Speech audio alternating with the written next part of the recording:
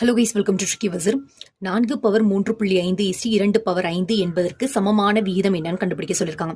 இங்கே 4 பவர்ல இருக்கு, இங்கே 2 பவர் இருக்கு. இந்த 4 எப்படி மாற்றலாம்? 2 பவர் 2ன்னு எழுதலாமா? 2 2s 4ன்னு ஆயிடும். இந்த ஹோல் பவர், அந்த பவருக்கு மேலே என்ன இருந்தது? 3.5 இருந்தது. அந்த 3.5 எழுதிக்கிறேன். Is to 2 power 5.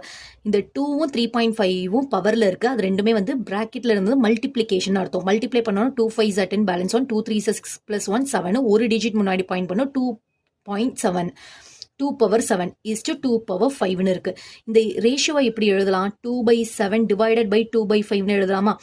பேஸ் ரெண்டும் சேமா இருந்து பவர் டிஃப்ரெண்டா இருந்து டிவிஷன்ல கொடுத்தாங்கன்னா என்ன பண்ணும்? சப்ராக்ட் பண்ணும். 2 பவர் 7 மைனஸ் 5ன்னு போடுவோம். அப்போ 2 பவர் 2ன்னு ஆயிடும். 2 டைம்ஸ் போட்டோம்னா 2 2s 4.